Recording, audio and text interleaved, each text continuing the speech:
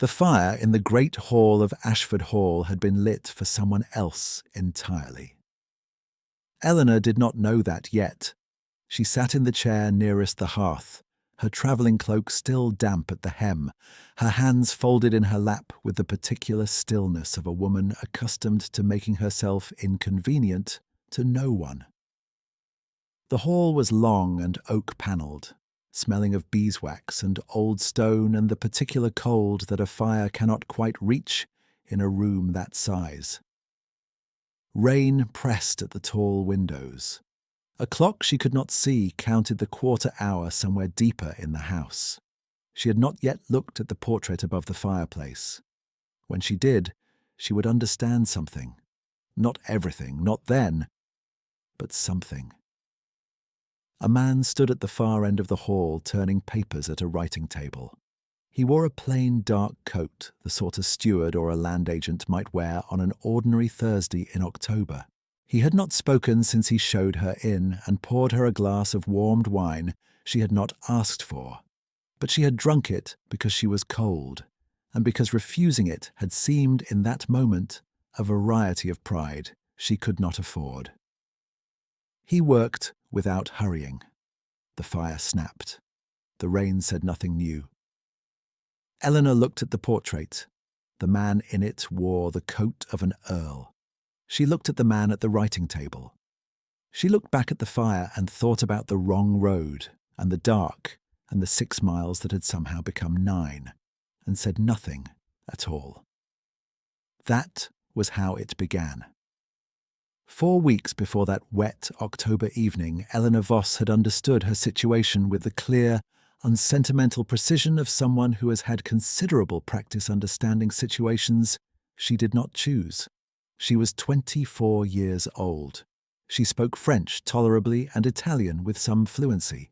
She managed the household accounts for Wrentham Lodge because her mother, Lady Cecily Voss, found figures exhausting, and her brother Frederick found them beneath him. She arranged the correspondence, oversaw the kitchen garden, and sat at dinner with the expression of a woman who has decided the evening will not require her to say anything that matters, and is usually correct. She was not unhappy precisely.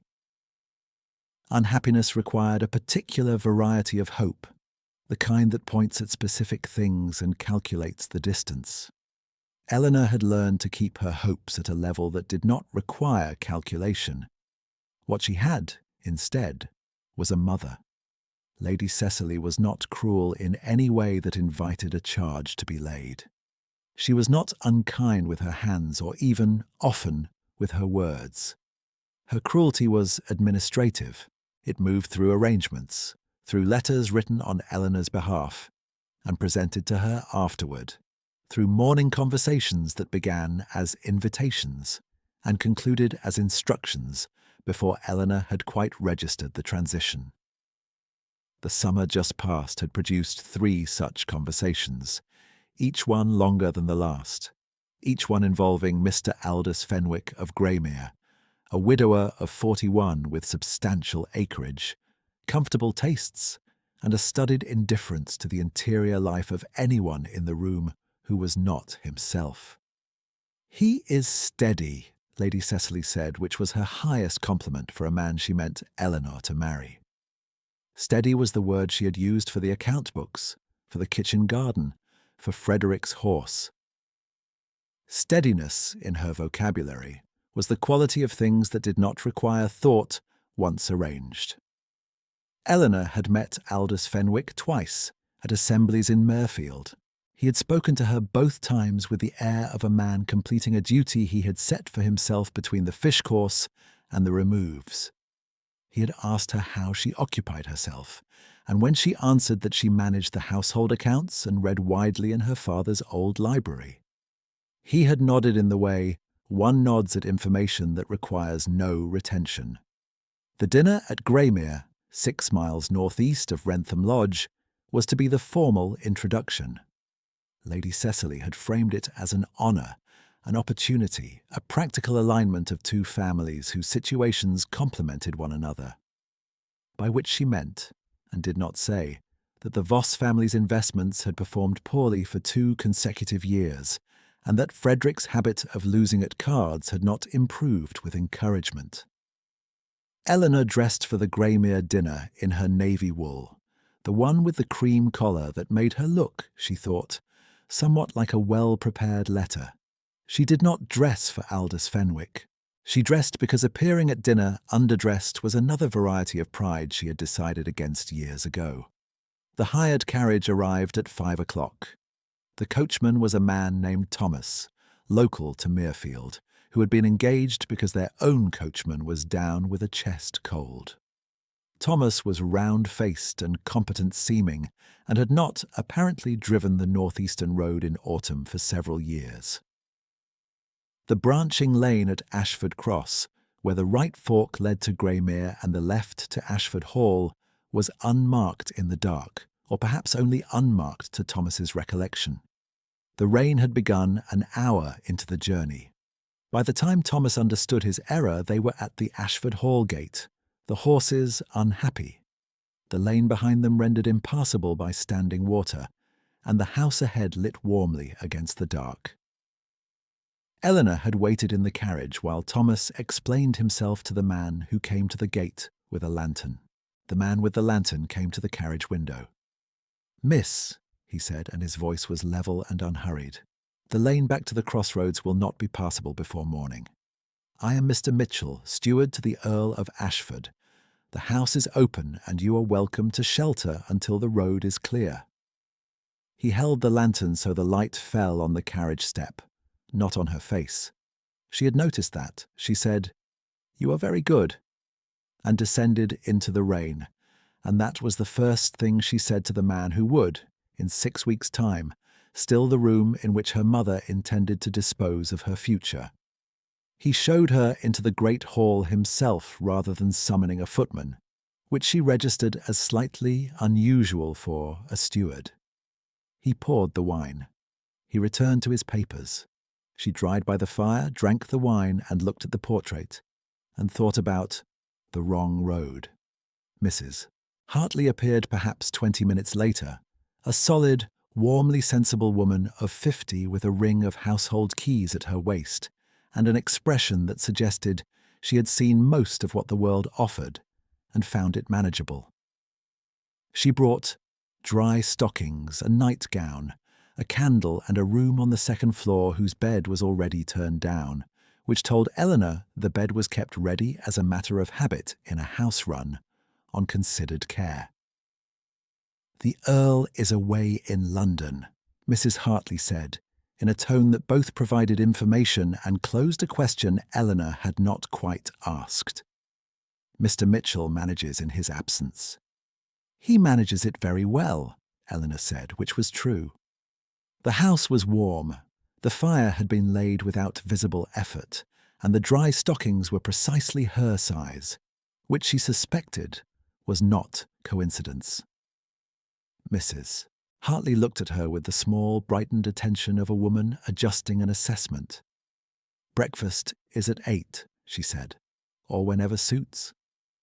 Eleanor woke in the night to the rain still at the windows, and the old stone smell of the house, and the particular silence of a well-kept room, and thought, without quite meaning to, that it smelled like her father's library had smelled before they sold most of the books. In the morning, Mr. Mitchell was in the Ashford Library. The library was long and south-facing, with windows that caught the pale October light and let it fall across shelves that ran floor to ceiling on 3 walls. It held, Eleanor estimated, perhaps 2,000 volumes, arranged without apparent system but with the organic logic of a collection built by someone who read rather than decorated. She had come looking for a geography of the county, something to occupy the hour before the lane could be judged passable, and she found instead the man in the plain, dark coat, standing at the window with a book she recognized. She said the title before she could stop herself. Not because she was showing off, because the sight of that particular spine on that particular morning produced an involuntary response of the kind she had not had in some time. He looked up. Something in his face adjusted very slightly. "You know it," he said. "My father had a copy. We argued about the third chapter for the better part of one winter." He considered this. "Which side did you take?" she told him. He told her the side he took, which was not the same side, but the manner in which he disagreed was the manner of a man who has thought about the question and expects the same from the person he is speaking to. They stood in the library for an hour. She forgot to find the geography. He forgot, or appeared to forget, the papers he had brought in with him. He asked her, near the end of that hour, as if it were incidental, whether she had enjoyed the journey to Greymere. "I did not reach Greymere," she said. "No," he said, and something in his voice was very careful, and she did not examine it, because the lane was now passable and Thomas was waiting. She thanked Mrs. Hartley, who pressed her hand with the warmth of someone saying something her station did not quite permit. She thanked Mr. Mitchell with the plain directness she extended to everyone, which was the only manner of thanks she knew how to give. He walked her to the carriage. At the step, he said, "I hope the road to Greymere is kinder on the next attempt." She thought there was something odd in the phrasing, but the carriage was moving, and the rain had cleared to a thin, bright morning, and she was already thinking about what she would say to her mother. What she said to her mother was that the carriage had lost the road, that she had sheltered at a neighbouring estate, that she was perfectly well and wished to change her dress. Lady Cecily absorbed this information in the manner of someone reassigning a disrupted appointment and immediately began to speak about rescheduling the Greymere dinner. The overheard sentence came not that week, but the following one. On a Tuesday afternoon when Eleanor was crossing from the small parlour to the hall, and the library door was pulled most of the way closed, but not entirely. Her mother's voice quite clear through the gap, speaking to someone Eleanor could not see past the door's edge. Eleanor will sign whatever is placed before her. She has no means to refuse that would cost her anything she currently possesses. A man's reply, brief and comfortable. "Good. I shall have Partridge draw up the instrument by the end of the month." That was Aldous Fenwick's voice. She knew it from the assemblies at Mirfield, comfortable, incurious, moving toward a conclusion it had already assumed.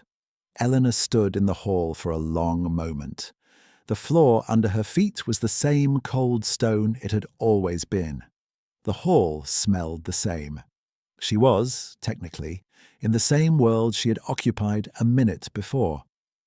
She walked to the kitchen garden, which was where she went when she needed the uncomplicated company of cabbages and turned earth. And she stood there in the thin November light, and she understood something about her mother that she had previously only suspected. She was not a daughter. She was a settlement. The question was not whether Lady Cecily believed this. The question was what Eleanor intended to do about it, inside a world that had already calculated her options and arrived at a narrow figure. It was in the kitchen garden 3 days later that she encountered Mr. Mitchell for the second time. He was on foot, coming along the lane from Ashford Hall's direction, in the same plain coat, carrying a satchel that suggested estate correspondence. He stopped when he saw her, with the unhurried manner of a man who does not perform surprise. They spoke for perhaps 20 minutes over the garden wall, about nothing in particular, about the county in autumn and the drainage of low-lying fields, and the particular question of whether Boxwood recovered from hard frost.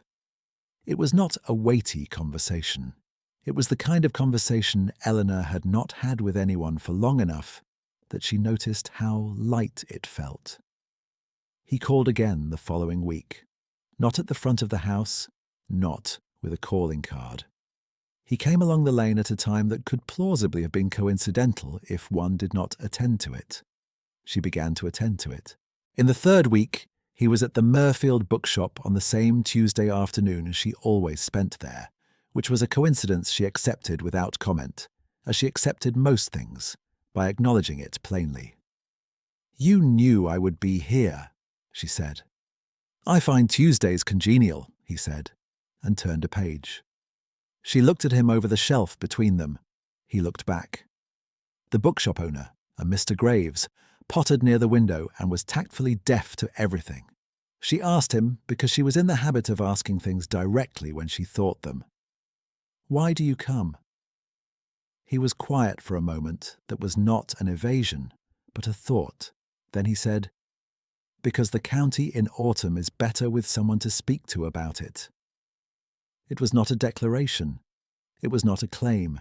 It was a sentence whose weight she carried home under her arm like a borrowed book and set on the shelf of things she did not know what to do with yet. The fourth week he found her in the lane near the Ashford boundary on a morning when she had walked farther than she meant to.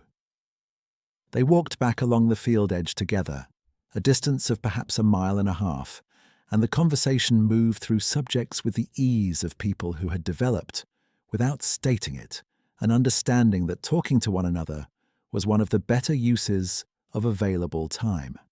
She asked him how long he had managed Ashford Hall. He said, "Several years in one capacity or another," which was an answer that almost said something and did not quite. She asked him whether he liked it. He looked at the fieldstone wall beside them, the oak beyond it, losing its last leaves to the grey morning. "Very much," he said. In the fifth week, she brought him a book from the Murfield Lending Library that she thought would win their argument about the third chapter, and he accepted it with the solemnity of a man receiving a challenge he intended to meet, and they stood outside the library door in the cold for 12 minutes, settling nothing about the third chapter at all. Mrs. Hartley, visible through the drawing-room window, appeared to find something outside in need of prolonged attention. In the sixth week, Lady Cecily announced the drawing-room gathering. 8 guests. A Tuesday evening at Wrentham Lodge framed as a social occasion, with dinner and cards and the sort of easy autumn company that the county provided. Eleanor looked at the list her mother set on the breakfast table with the particular attentiveness of someone who has learned to read the architecture of arrangements, and she saw that Aldous Fenwick was included, and that the evening had been constructed around a centre that Lady Cecily had not named. "What occasion is this for?" Eleanor asked. "Friendly society," Lady Cecily said, pouring tea. "It has been too long since we gathered." Eleanor drank her tea and said nothing more. She already knew. The corridor and the library door had told her 3 weeks before exactly what shape this evening would take. The evening arrived with the particular cold of a late November Tuesday. 8 guests as announced. Fenwick, the Morlands from the northern farm. Colonel Ashe and his wife, a widow named Mrs. Partlow. 2 sisters of the Murfield Assembly set, whose names were Clara and Louise Finch, and Mr. Patrick Mitchell, steward of Ashford Hall. She had not expected him. She did not allow herself to show that she had not expected him, because the drawing-room had witnesses, and she had learned very young that expressions in a drawing-room with witnesses were not private property. He stood near the window at the far side of the room, in a somewhat better coat than the plain dark one, which meant it was still plainer than any other man in the room. He looked at her when she entered with the steady, unhurried attention she had come to recognize as his specific way of paying regard. She acknowledged him with a very small inclination of her head, the kind that said she had registered his presence without requiring anything further to be performed about it. Lady Cecily moved through her guests like a woman conducting a ceremony she had rehearsed. Dinner passed in the usual manner of dinners at Wrentham Lodge. The table set with the good china, 3 courses. Conversation managed by Lady Cecily with the efficiency of someone who believes silence at a dinner table is a domestic failure. Fenwick sat to Eleanor's left and spoke to her twice. Both times the subject was Greymere, and what improvements he was considering to the East Wing. He did not ask her opinion of them. After dinner, the drawing room arranged itself around cards and conversation. Lady Cecily moved to Eleanor's side with the smooth purposefulness of a woman who has been waiting for a particular moment. She produced an envelope from the small table at her elbow. "This is the Fenwick betrothal instrument," she said, in a voice pitched low enough that it did not carry past the two of them. "Mr. Fenwick has been good enough to have it drawn up in time for this evening. I thought you might wish to attend to it in company, so there is no occasion for confusion later." The envelope was cream, sealed in red wax, the Fenwick crest pressed into it. It was a very ordinary-looking object for the purpose it was serving. Eleanor looked at it. She thought about the corridor. She thought about the library door not quite closed, and her mother's voice, and the comfortable assurance that she would sign whatever was placed before her because she had nothing to lose that mattered. She thought about the stable yard at Ashford Hall on the morning she had stayed there. There had been a boy, perhaps 10 years old, who had been caught in the downpour between the stable and the tack room, soaked through and shivering, trying not to show that he was shivering because there were adults present. She had taken the shawl she was carrying, not her best one, the heavy brown wool she wore for mornings and travel, and given it to the boy without ceremony because he was cold and she was not. Patrick had been crossing the stable yard and had seen it. At the time, she had thought nothing of it. She thought of it now. "No," Eleanor said. Lady Cecily did not move. Her face did not precisely change.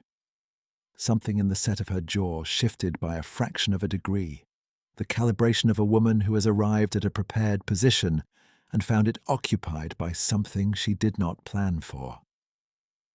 "Eleanor," she said in the tone of a woman reclassifying a statement as a misunderstanding, "this is not the occasion for uncertainty." "I am not uncertain," Eleanor said. Her voice was the same voice she used for everything, level, unornamented, carrying nothing it had not decided to carry. "I am declining."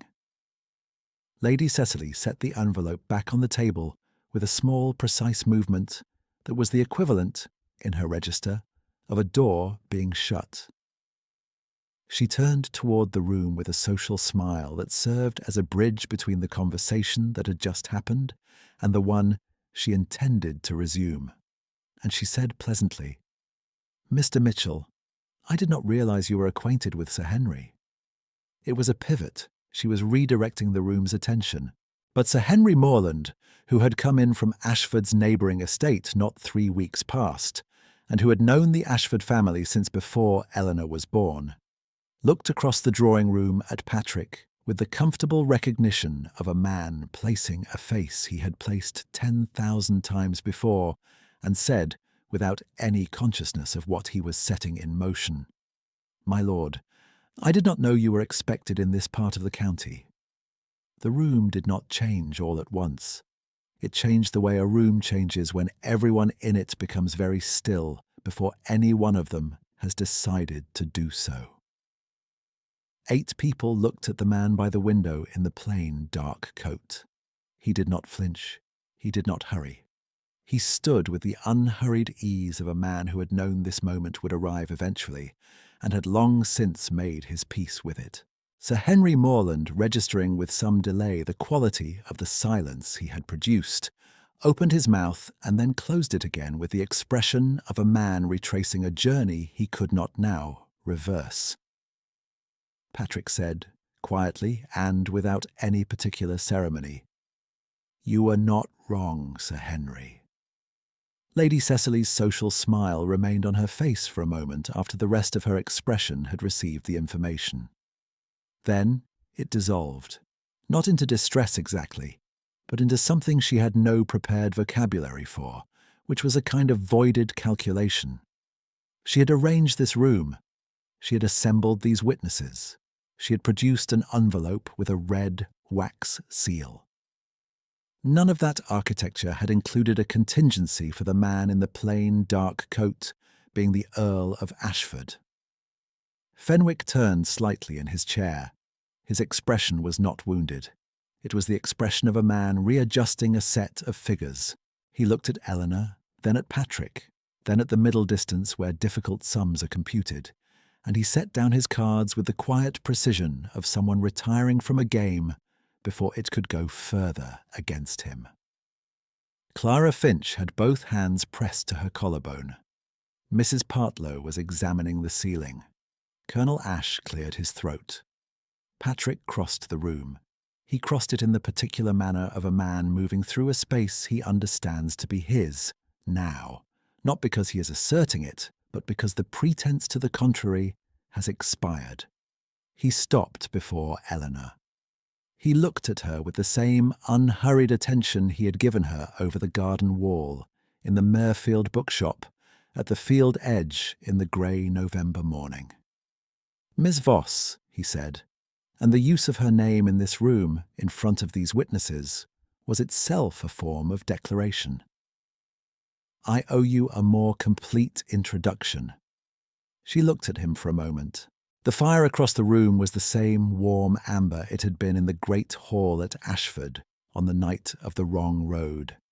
She thought about the 3rd chapter, and the library window, and the brown wool shawl she had given a cold boy in a wet stable yard.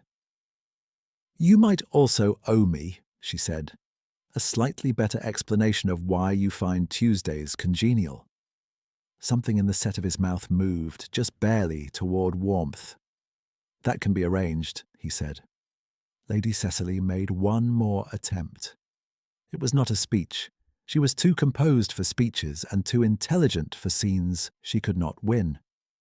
It was a sentence directed at no one in particular, about the informality of the evening and the lateness of the hour, and it died in the drawing-room air without landing anywhere useful, because the 8 guests who had come to witness Eleanor's compliance were now witnessing something else entirely, and there was nothing Lady Cecily could do to convert one into the other. Fenwick departed before 11 with the efficiency of a man who has learned to extract himself from rooms where the terms have changed. He bid Eleanor a correct and impersonal farewell, shook Patrick's hand with the brief neutrality of a country gentleman completing a social obligation, and was handed his hat by the footman without further ceremony. He did not appear to be suffering. He appeared to be reorganizing. The other guests departed in clusters with the slightly elevated manner of people who have attended an evening that will supply conversation for the next several weeks. Sir Henry Morland paused at the door and said to Patrick with the mild contrition of a man who has accidentally discharged a weapon in a parlour and would like the company to know it was not loaded with malice. "Forgive me, my lord. I thought the room knew." "The room," Patrick said, "knows what it needs to know now." Lady Cecily stood near the fireplace after the last guest departed. She had the aspect of a woman whose particular drawing-room has failed to behave as a drawing-room should. The furniture was still correctly arranged. The fire was still burning. The good china had been cleared. Everything in the room was in its place. Only the architecture of the evening was in ruins, and she was standing in the middle of it, working out, with the industry she brought to all her calculations, what could be salvaged. Eleanor did not speak to her that night. There was nothing that required saying that could be said in a way Lady Cecily was prepared to receive. There would be time later, in the cooler light of ordinary mornings, for what needed to be understood between a mother and a daughter whose arrangements had been revised by the world's insistence on being more complicated than either of them had planned for. That time was not tonight. Patrick waited in the hall while she collected her cloak. He had dismissed his own carriage driver with a word and arranged the Voss carriage for the Finch sisters himself, the small automatic management of a man accustomed to a household's running. He had done it without announcement and without looking for acknowledgement, and Eleanor had noticed both things. In the hall before the door, she said, "You let me talk to you about my father's library." "Yes," he said. You knew the whole time what you were. He was quiet for a moment. Not from evasion, she understood by now, but from thought. I knew what my title was, he said. I was less certain of what I was. I am considerably more certain now. She looked at him the way she had looked at the portrait above the Ashford Hall fireplace, with a willingness to take in what was actually there, rather than what she had assumed. The shawl, she said. He understood her immediately. The stable boy, he said. Yes, you did not look around to see whether it was observed. He was cold. Yes. The word carried the whole of what he meant. She put on her cloak. He held the door. The night outside was clear and cold, the kind of cold that follows settled rain, and the lane was clean of mud, and the sky was close with stars. The Voss carriage stood waiting, Thomas somewhere in the dark, tending the horses. Tomorrow, he said, not as a question. Tomorrow, she agreed. She rode home through the clear, cold night and did not think about the Fenwick contract or her mother's expression in the drawing room or any of the machinery of the world she had been navigating for the past 6 weeks. She thought about 2,000 books on 3 walls and a man who disagreed with her about the 3rd chapter and expected her to defend herself, and did not find that expectation surprising or remarkable, but simply the correct way of conducting a conversation. The morning came with the particular freshness of mornings after emotional weather, when the air is clean and everything that stood yesterday still stands, and the question is only what one does with the standing of it.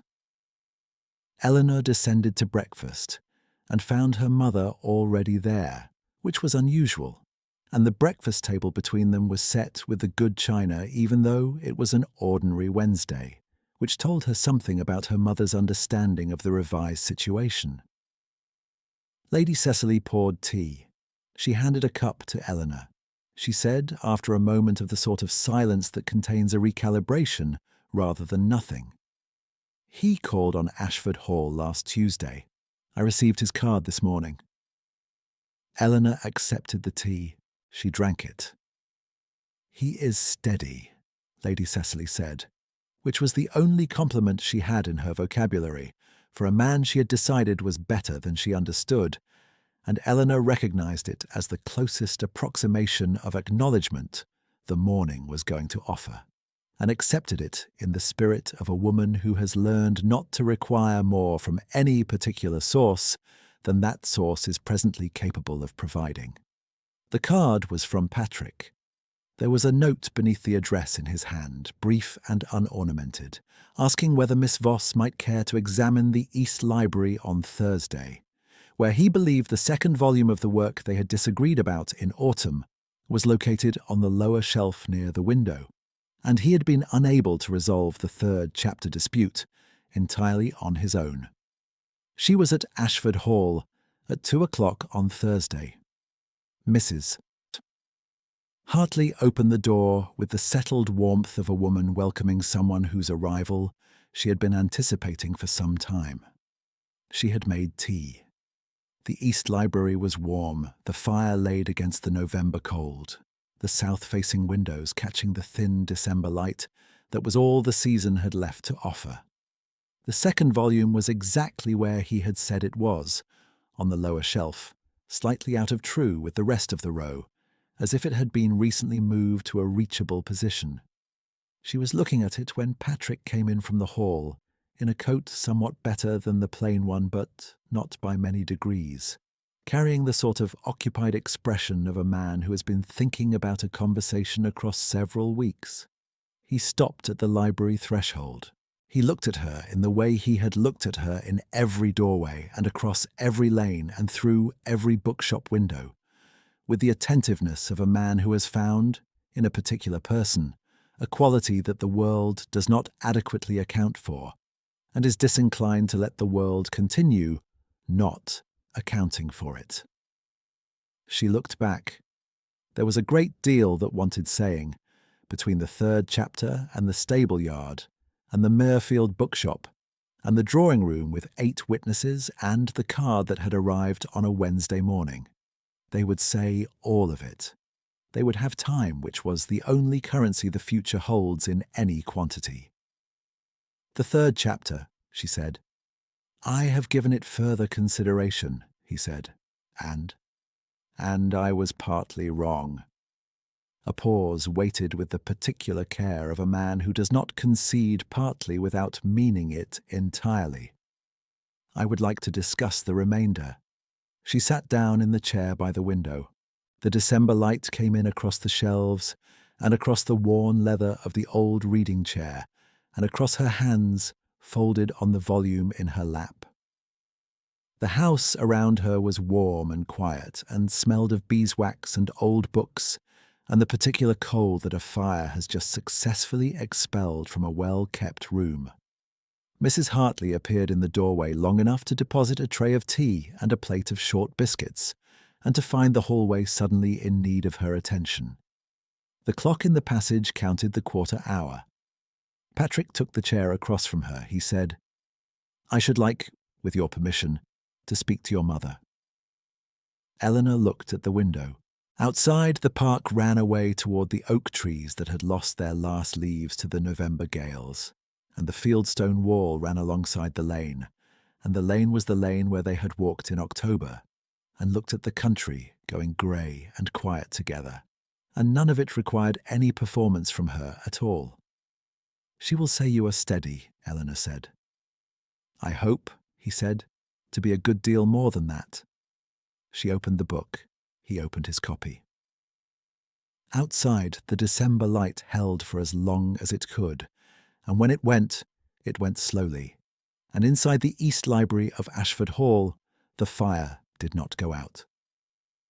3 weeks later, on a clear, cold morning of the kind that December occasionally offers as a revision of everything wet and grey that preceded it, Eleanor came up the Ashford Hall drive in the small gig she had taken to driving herself, when the lanes were clear enough to risk it.